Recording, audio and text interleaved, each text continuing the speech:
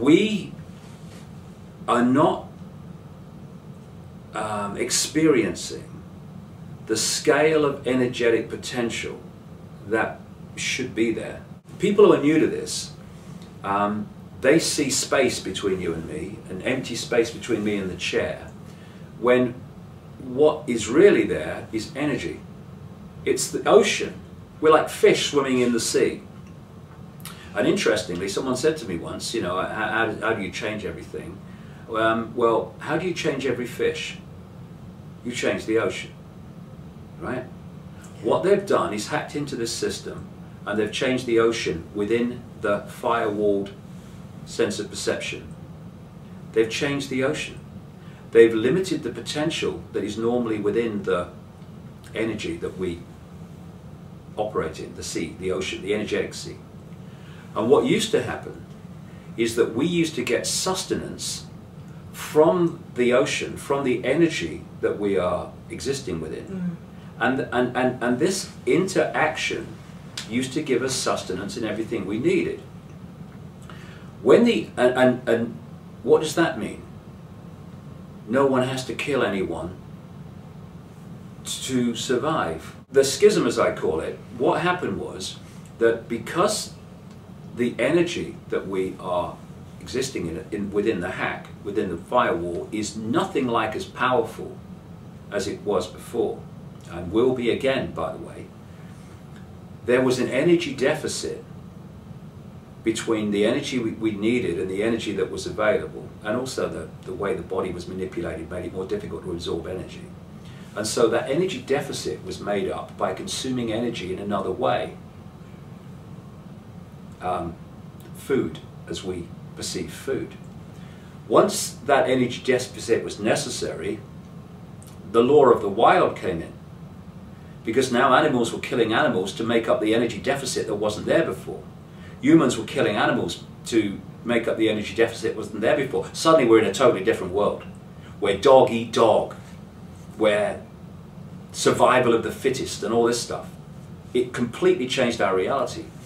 And when this firewall breaks, it's going to break, then we're going to, and it can't break too quickly because, you know, the energy change would be such it blows away because of the energy, the vibrational shift will be so great. So it has to be done in a coordinated way. But there are forces at work that are in the process of doing that. I mean, forces beyond human bodies that are in the process of doing that, working with and through people within this reality, or what we call within this reality. And this is what I suggest is we're heading towards in terms of something like around 2016, when this shift starts to take place, this firewall starts to break, and our perception of reality will transform, and also the energetic state that we are existing in will start to move.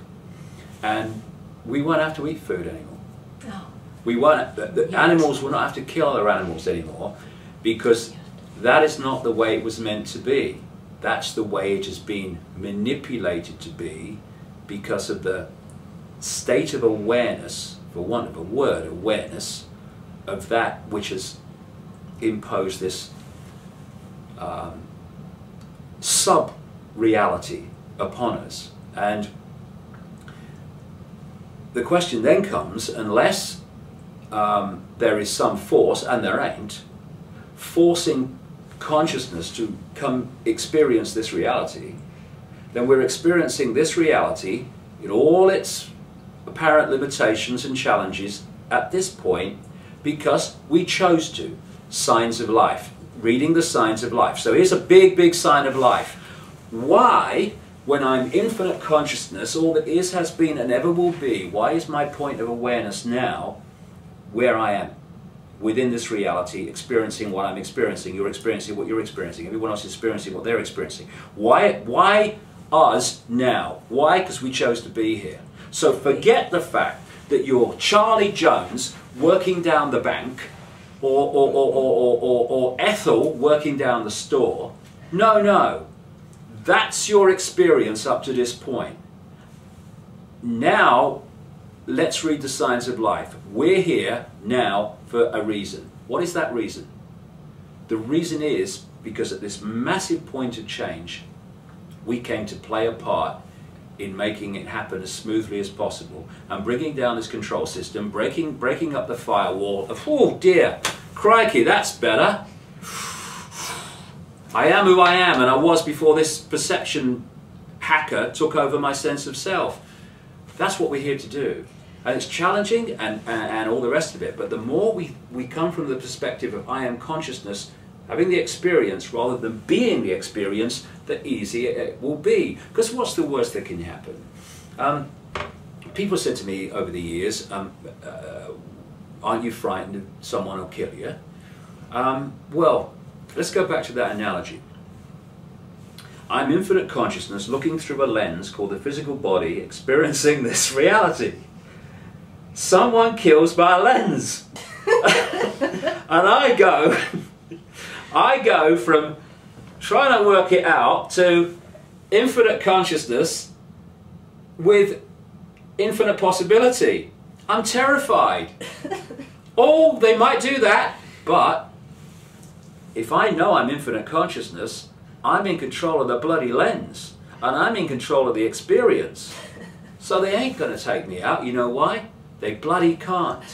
They only can if I enter their vibrational perception realm where they can connect with me. If I don't enter their perception realm, therefore their vibrational realm, they cannot make a vibrational contact with me. And not just me, I'm not, you know, Jesus, another kind of construct, I have to say, to control people. Sorry if you're Christian, but it's a provable fact. If they can't control or connect with me vibrationally, because my point of observation is not been pulled into where they're at, then they cannot make a holographic connection with me. Therefore, they cannot take me out of this reality by destroying my holographic vehicle. And that's the same for everybody. And that's why it's so important to them to pull people's perception and therefore vibrational state into their stadium, because they can make contact vibrationally with those people and therefore they can physically affect them. When you withdraw from that, never the twain shall meet. Can radio A take out radio B when they're on different wavelengths? Not a chance. That's why they can't take me out. And they won't, because they can't. And anyone else that will simply make the choice of withdrawing from their vibrational reality. Opinion on Indigo Children, and did we choose, is there certain soul groups that have chosen to come here at a specific time, like as a kind of mission to help facilitate this change? Well, I think that there's no doubt that choices have been made to unpick the lock on the prison door. Yeah. So we've chosen to come into this reality, like before we were born? Is that what you're saying? We actually made this conscious choice to come here? We weren't born. We weren't born. The telescope was born. The lens was born. Then we looked through it. I love it. You know what I mean? I love it, I love it. It's a completely different way of looking at reality. Absolutely. I wasn't born. The lens that I'm experiencing this reality through was born. So what we call, you know, indigo children are consciousness, and I think there's some that indigo is a bit, you know, sometimes exaggerated. But are there people, especially now, as we're reaching this point of this transformation? Are they now coming in or looking through the lens and experiencing and interacting with this by choice? Absolutely. I mean, is there someone holding a gun to their head and saying, look through that bloody telescope and do as you're told? No, it's choice, because it's about perception. And I can look here at a brick and I can have a certain view of reality. And then I can start walking backwards from the brick, and I see the brick's a house. And I see the house is in a street. And I'm going up the hill, and now I'm seeing the streets in a town, and the town's in a country, and the country's in a world, and it's the planet. Oh, and now it's a Now it's a solar system, and now it's a universe. Now, from there, we're staring at the brick at close range. Different point of perception. Looking through the lens, being aware of reality beyond the lens. So decisions are made by this, and we then try to work them out from this level. I think there was a line in The Matrix, what about free will was the theme, and it was, you mean I don't have a choice? And the comeback was, you've already made your choice. What you have to do now is understand it. So this is the choice. I didn't decide to do what I've done so far in my life when I was a child or youngster in a council house in Leicester. That choice of everything that's happened to me was made here. Now I need to understand why I made that choice. Why did I make the choice to go through mass ridicule in Britain in the early 90s? I now understand that choice. It set me free. It broke and smashed and dismantled all those firewalls of limitation, of fearing what other people thought of me. That's what it did. Again, it's reading the signs of life, which I mentioned earlier. This is all part of the same thing. Not do I have choice, but why did I make the choices that have put me here? And again, it's the science of life. And if you understand why you made the choice to experience what you're experiencing, then you start to control your life. You start to live life instead of letting life live you, as I've said. And so we have made choices here to be where we are now, okay? Let's now understand why we made that choice.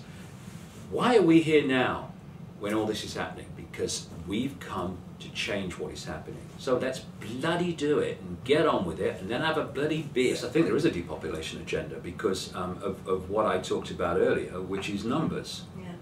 Yeah.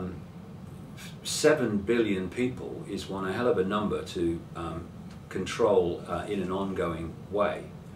And what these controllers want is a population big enough to serve them, but not too big enough to overwhelm them.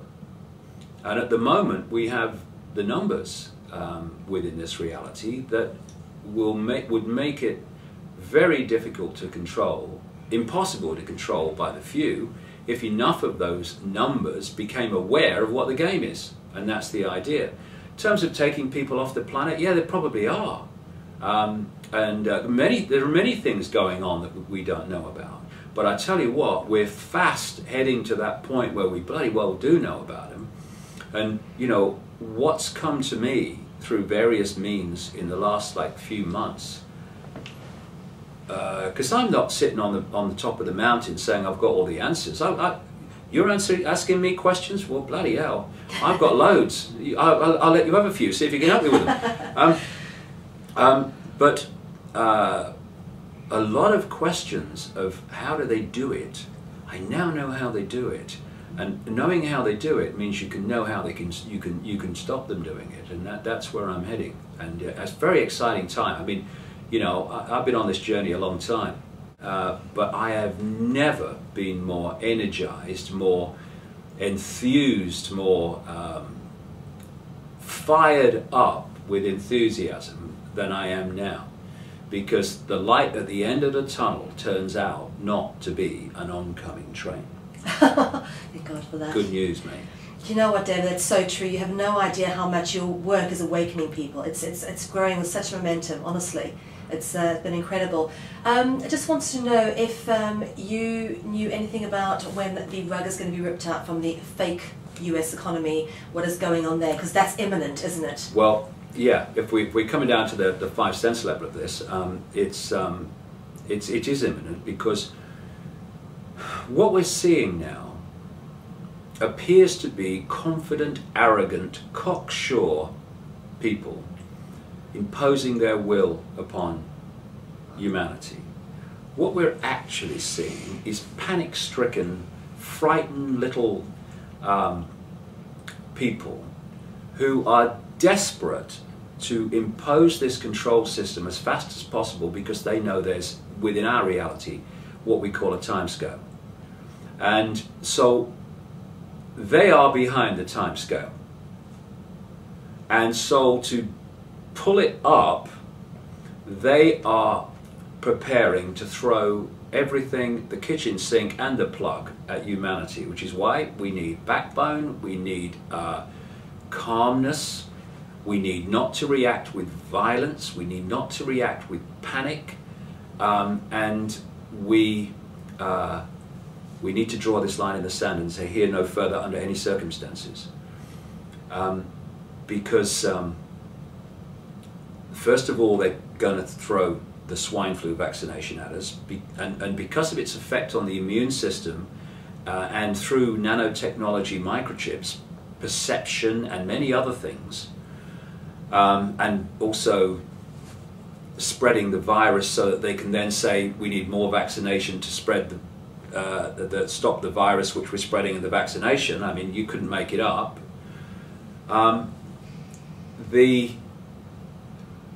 We're faced with that, and I've been saying, coming around to your question, since the crash of September 2008, that there's a three-stage process which has long been planned.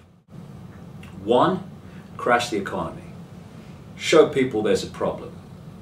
Two, get governments, not least by putting the people who have created the problem into government to solve the problem, as they've done blatantly with the Obama administration in America, to throw cuckoo land, fantastic amounts of credit, masquerading as money, at the problem, which is designed to make no difference because you're just giving it to the banks. When it is perceived that the barrels of government financial reaction and response are empty, then you crash the economy again on an unprecedented scale. At which point, governments will no longer have the ability to respond in any way, even in an effective way, like throwing credit at the banks. And then the idea is the banking cartel, which has manufactured the problem, then offers the solution. And the solution will be a complete restructuring of global finance with a world central bank that would dictate to the financial institutions of every country. What they really want, not necessarily they'll get it immediately, but where they're heading is a single electronic currency and no cash and no separate currencies, controlled by the world central bank, i.e. them. And as people respond, react in fear and in anger at what is happening, you use that as an excuse to fill the streets with the military to impose martial law and fascist tyranny, with the excuses we have to stop the rioting. I'll tell you an interesting story. And this will be happening all over the world, but it's very, very appropriate to what I'm talking about. In 2008, early 2008, I got a letter from a traffic warden in Britain. And traffic wardens, for those around the world who won't be aware of it, their job was simply giving parking tickets for people that have parked illegally or have overstayed their time in a car park or street parking. That was it. End of story. And then, the reason this guy wrote to me, he said, he read my book, so he became kind of aware that there was something to be looked at. He said, I've had a strange experience. He said, my boss called me in, and he said, he gave me 3 cards. One was a card that gave the traffic warden the authority to be a traffic warden, fair enough. The second one was what they call in Britain the pace card. This is the card carrying the words that police officers have to say when they're arresting somebody. You do not have to say anything, but anything you do not say, and all this stuff.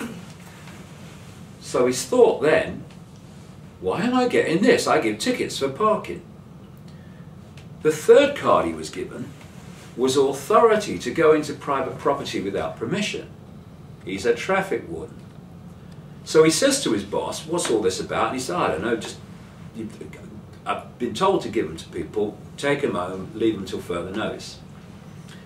A few days later, he's with a group of traffic wardens outside a police station in his county, and an old police friend of his walked out of the police station and chatted away, made conversation with these traffic wardens, and then called his friend across, the traffic warden who wrote to me, and said, I'm going to tell you something. And he said 4 or 5 times, but you mustn't tell anybody. He said, I've got a job in this county, and there's someone like me in every other county of Britain. And our job is to prepare for a coming war. Now, because of compartmentalization, and there is a war coming, they won a Third World War as well. I know it's bad news, but that's what we're here to experience, and we're going to sort it, okay? It's going to be a challenge, we're going to sort it. I mean, I've talked to you about books about this coming war. They want China involved, Russia involved, Do you know Europe what the involved. timescale is, David? Do you have any clue? Well, between now and 2016 is, well, 2016 is all over, so we're talking in that period, probably sooner than later, for sure, because they're trying to bring this imposition in and use this authority. Because I mean, just very quickly, just pausing on that story, why did they want a world war? Why did they want the First World War? Because the First World War changed the face of the world and centralized power in a way it never was before. Second World War imposed it even more. What they want is a world government and a world army imposing the will of the world government. Third World War, the only way to stop this is to have a world government with its own army and no national armies that will stop war. We have got our control system. Just a coincidence, mind. So that's what the war thing's about. But through compartmentalization, they're not going to tell these people who they've got organising what this guy, police officer, was talking about. They're going to say it's a war, but yeah, but it's swine flu vaccination and it's an economic. They're not going to say all that. Danger of it getting out. These are just pawns. It's a war.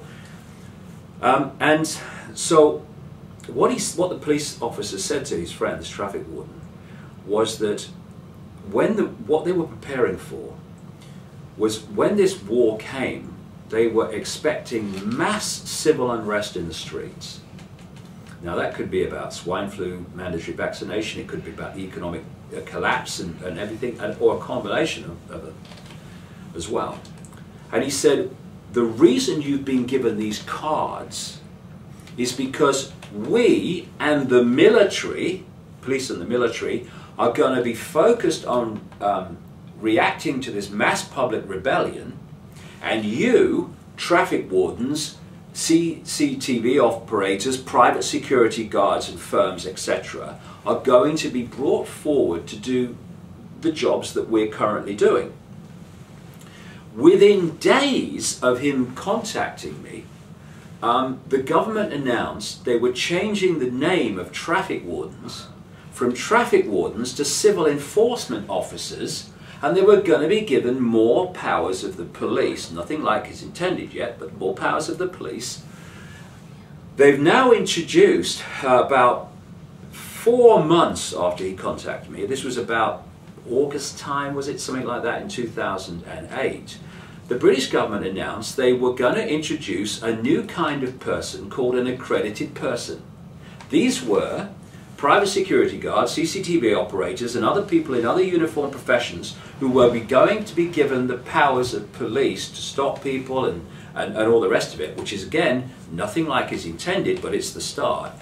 And what we've then got in America, you've got these hundreds of thousands of troops that are being, permission is being sought to have them through this domestic military operation in America called NORTHCOM, Northern Command, which was introduced as a result of the engineered attacks of 9/11, were engineered from within the borders of the United States and other places too, not least Mossad in Israel, and which is the Rothschild intelligence operation, nothing to do with Jewish people. Rothschilds couldn't give a damn about Jewish people. They've been hanging the Jewish masses out for bloody, as long as the Rothschilds have existed.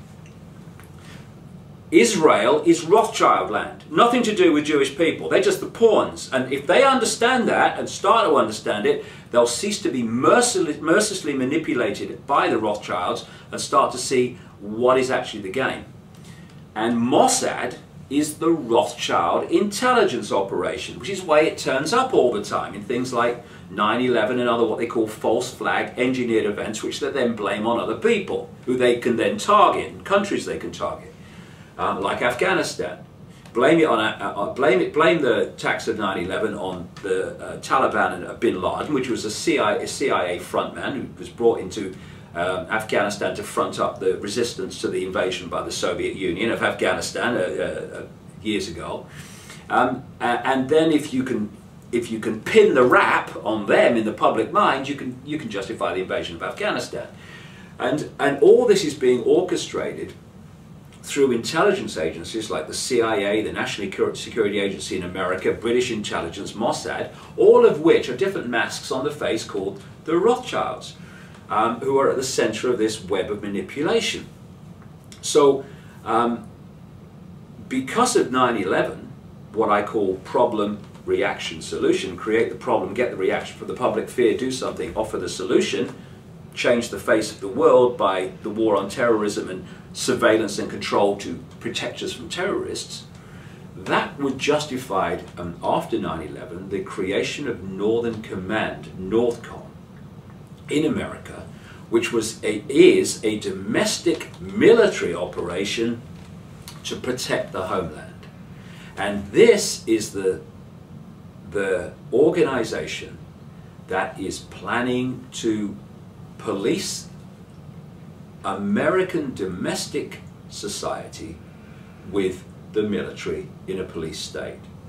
And they are there in the same way that the traffic warden was told that the military and the police in Britain, and it will be the same in every country, are preparing for this coming war. In other words, to meet this resistance. So in America, you've got the Northcom operation and FEMA, the Federal Emergency Management Agency, etc., that is working with Northcom, sitting there waiting to do the same in America and put the military on the streets to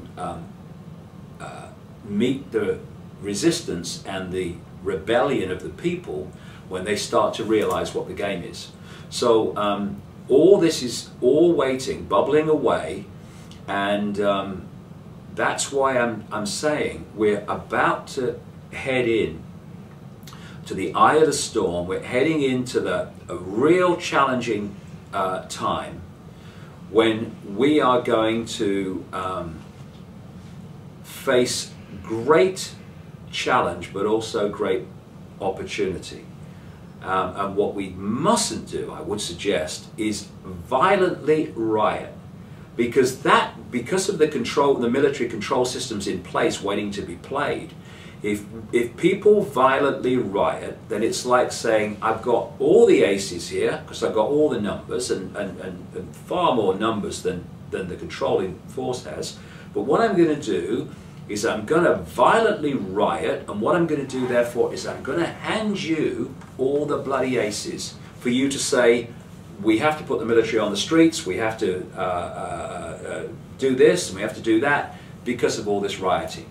We don't need to riot.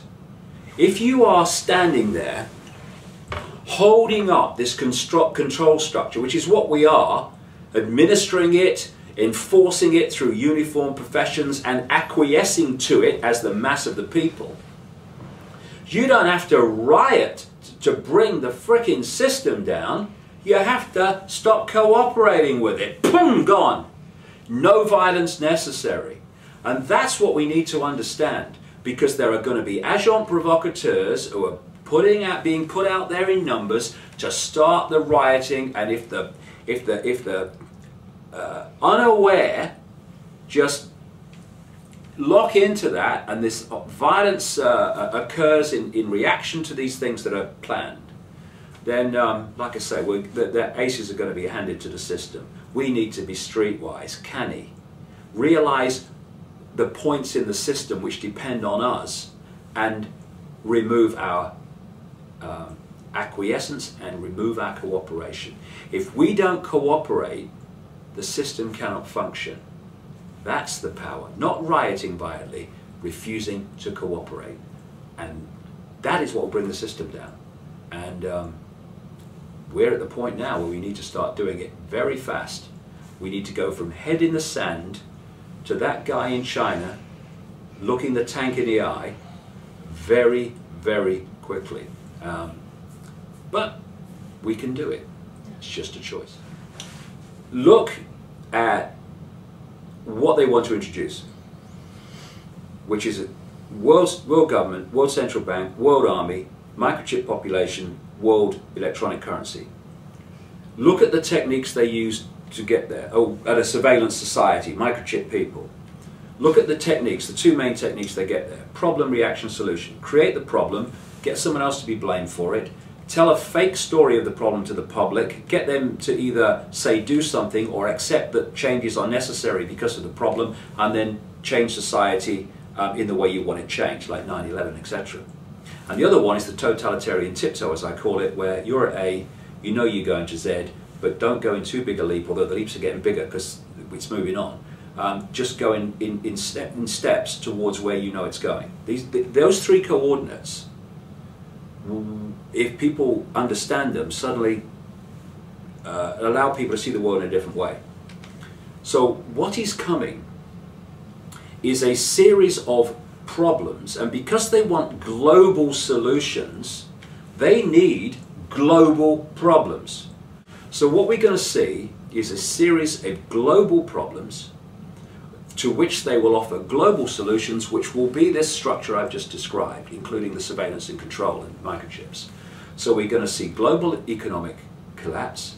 We're going to see this pandemic, which is a global problem manufactured to, well, it's not even a problem, but they'll make it worse than it has been, so that they can have a global solution, which is the mass vaccination of the whole of the population.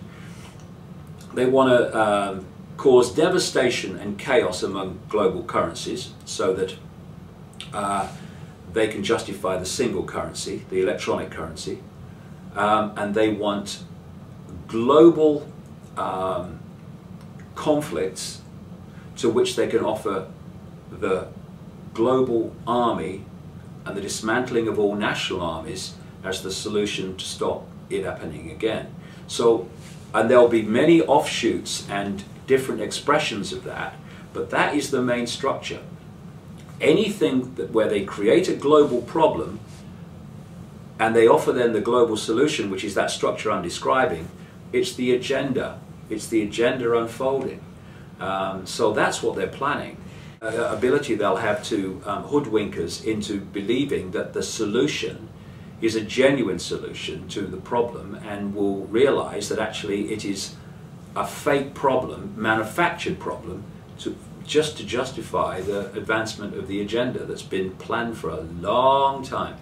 Project Bluebeam, and is this going to play into it? Are we going to be unified with some kind of fake alien invasion or fake messiah? Do you know anything about this? Well, two things there. First of all, what greater global problem or global threat can there be than a manufactured, alleged threat to invade the planet by some alien force? We need a world army immediately, right, to meet the challenge. We must centralize military response to meet the challenge. So that's a problem if we buy it, that could be used to advance the agenda. What they want is the agenda. If it advances in a certain way, then there's no need to use that, or they need to use this, because this has worked. If that doesn't work, then, as well as that, then you use this to advance it a bit further. And the other thing relevant to what you just asked is they definitely want a one world religion. Really? Oh yes, because they want a one world everything. I wondered how they do that. If you look at any tyranny, whether it's communism or fascism, any central dictatorship, what do they want to do? They want to make everything uniform. Yeah. Diversity is the worst nightmare of the dictator. They want uniformity, they want centralization of control, they want everything the same. Diversity, you know, it's kind of garlic to a vampire, to a tyranny. So they don't want even, in the end, and this is not like it's all going to happen on Tuesday about 2 o'clock in the afternoon. This is an ongoing thing that they're picking this off. They don't want even different religious belief systems, even though the religions were created by this control system anyway, and as I talked at length in my talks and in my books, you know, Islam and Christianity and Judaism and Hinduism, they might seem to express themselves in different ways, but you go back, they all come from the same point. I mean, you know, so they're just ways of holding people in a limited sense of belief and self, and to play off against each other to divide and rule. But they want to go a step beyond that and just amalgamate these religions into a one world religion. And so you're going to see the religions undermined. I mean, Christianity and religions like that have been a stupendously effective control mechanism. But you're now seeing Christianity being undermined, particularly in America, because they're now moving to a stage in this where they want to play out the final cards. To do that, they need to break up and seek to destroy anything that holds people together. They don't want structures that hold people together. So they're breaking up countries by bringing down borders to bring unfettered immigration. And what that immigration is about is not to benefit the immigrants. They're just pawns in the game as much as the people that in the countries that they're immigrating into. It is to break up a sense of nationhood. And I'm saying this for the point of view that I don't come from a point of nationhood. I'm independent consciousness. You know, I had to be born in somewhere on a piece of land or I would have drowned. So I was born in Britain. So they call me British. I don't recognise that. I'm infinite consciousness. I've been experienced as someone in a vehicle, in a lens, born in Britain. So I'm not coming from a nationalistic point of view at all. But if we're going to be streetwise and we're going to look at this from a wider perspective, it's to ask why they're doing it. Because it's not to benefit the immigrants, they couldn't give a damn. It's not to benefit the people in the country, they couldn't give a damn. It is to break up a sense of unity, a sense of belonging. And so when you open borders and people pour into a country, that original sense of unity, of culture, starts to break up because it's diluted. And this breaks down the resistance to your nation actually ceasing to exist, because that's what they want. In the European Union, for instance, they don't want nations. They want the European Union of regions. They want to break up Britain into regions, France into regions, the whole of the European Union into regions. Why? Because you're de-unifying any unification of response to the edifice of power at the center of the European Union. They want to do the same in the Americas and elsewhere around the world in other unions. So they are seeking to dismantle any unifying force. It might be a unifying force that has served them this far, but for the next stage it can be a resistance, a point of resistance. No, we're not having our nation destroyed. No, you're not destroying our religion and all the rest of it. And we're going to come together as Christians. We're going to come together as Muslims. Anything that says come together, they want to destroy. So all these religions, individual religions, are now being targeted. Any unifying force, any grouping of nation and all this stuff that could bring people together in any unified response, they're targeting them because they want to break people up into a mass of individuals that are not unified in any response. And that is because that will make the next stage, moving to that central global level of control and structure, much easier to impose than if there were these resistance forces like, you know, you're trying to destroy our religion, you're against our religion, what you're doing is against our religion, all the rest of it, so we're going to, in a unified way, respond to this and resist this. They don't want that. So they want, if you need a belief system, they'll provide one, and it will be one belief system to go with the one world government and the one world army and the one world currency, etc. It's all one because they want uniformity on a level that we haven't even begun to see uniformity, and we never even saw the scale of uniformity in the Soviet Union that they want for the planet. And what do they want?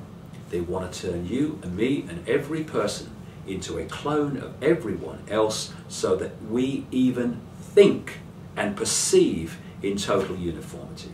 That's what they want. They ain't going to get it. They ain't going to get it. They are going to go for a little while in that direction. It's going to seem there's nothing we can do. Like I say, the light at the end of the tunnel is not an oncoming train. It's something much more profound. And how far we go into this control system, how extreme we allow it to become before it comes down, and therefore the extreme nature of the experience we bring about upon ourselves by allowing that, that is the question. Not if this control system is going on indefinitely. It ain't. You remember that, Mr. Rothschild. You remember that. Thank you very much, David. Your strength of spirit shines in every one of us who's been gifted with your teachings, and it truly is an honor to have your time today. Oh, I'm infinite consciousness doing what I believe to be right. So are you. So is everybody. It's not a case of you know, people are more special or anything than anyone else. We're all the same consciousness. We have the potential to express it and take control of our lives back, and take control of our reality back. And that's what we're going to do. Not might do, not going to try to do. That's what we are going to do. Thank you. Thanks very much.